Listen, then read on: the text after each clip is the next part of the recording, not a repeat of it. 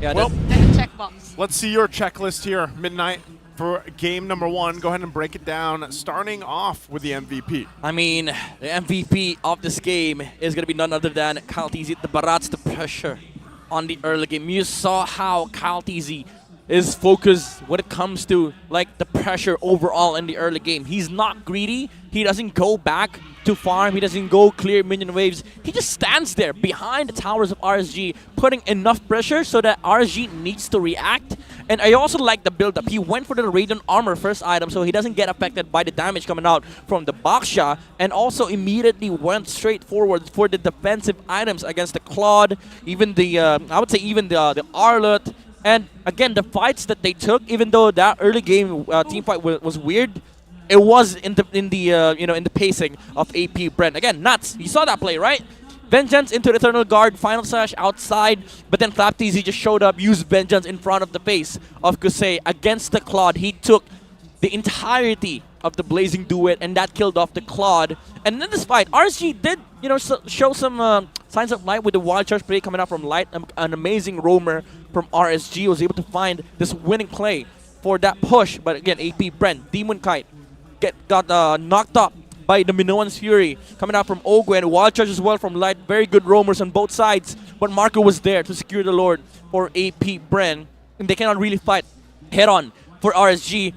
Lord focusing down the turrets of Ap.Bren. Marco flickering in to get the last hit onto the tower. He was like, okay, guys, I contributed. No, actually he didn't. He used second skill on something, and he was not able to hit the base. It was entirely Fuse doing that secured the victory here for Ap.Bren on the very first game. Looking at the emblems and also the spells, this Vengeance really does a lot of work for Ap.Bren. We did mention it during the draft, they needed a Vengeance holder so that they can actually fight against this Claude, considering that the only condition for RSG to win this game is to get the Claude towards the late game. So you get a hero that can deal with the Claude, essentially that's game over for the team fight. Because if Flapteasy is able to jump on Kusei, that's your win condition being taken away. And that is what Ap.Bren did in this game. Also, keep in mind that again, they didn't really care about damage at all, especially during the mid game, because they have this Vexana with the glowing wand and the Eternal Guard dealing HP-based magic damage. They're just dealing so much damage on the side of Ap.Bren. Even Kyle TZ.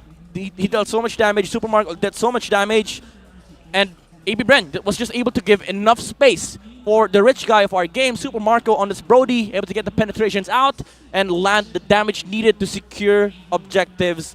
Kyle TZ, just receiving the damage that RSG was dealing for the majority of this game. 155k for the Barats. He soaked that so well because he knew he has a cow.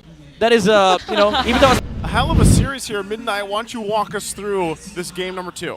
All right, MVP first.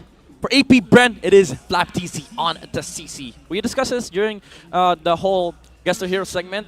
The CC is just so much to lose. Like Ap.Bren, they got a big win out of the CC's presence, especially when they got it for the first 2 when RSG took out the Matilda, and for a good reason too. Like Flapteasy, he really went all in on the sole purpose of taking the CC, which is to zone heroes. Again, I have to throw you back to that moment where Ap.Bren, especially Flapteasy, decided to leave lane and chase the Benedetta. He got the last hit in.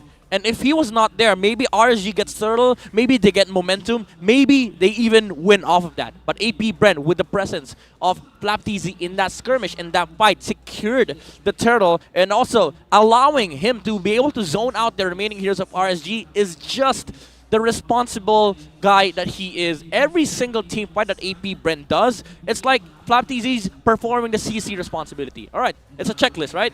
You put CC in front, we follow up with the Minoan's ult, Super Marco goes Blazing Duet, and then Kyle TZ pins somebody. That's like the checklist, the entire checklist for Ap.Bren. Nobody let go of the control. 100% kill participation, by the way, just to be, this just speaks volumes of how systemized Ap.Bren's playstyle is. Every single fight that they take, they have to go through a certain amount of checklist. They have to go through the inventory, and if they don't have that, they don't engage. That's the thing about Ap.Bren. That is why it's really hard for RSG to break into that. Now, looking at the items and the emblems here, Super Marco rocking that Brave Smite, relatively new for the Claude, but it does provide a decent amount of sustain on the laning stage, especially against the onslaught of the carry with the same emblem that is Fighter for Kusei. But it did allow Super Mario to transition from the gold lane to be able to make it out alive during the laning stage. Matter of fact, he's the only guy that died on the side of Ap.Bren. That was the bottom play that he did. He did not expect Light to show up there so that he was taken out, but RSG was not able to make any form of play in the map at all. Ap.Bren took all the team fights, they took all the skirmishes around objectives. That's why most of them, I would say, like all players, I would say, did 100% participation in this game, even though the stats does not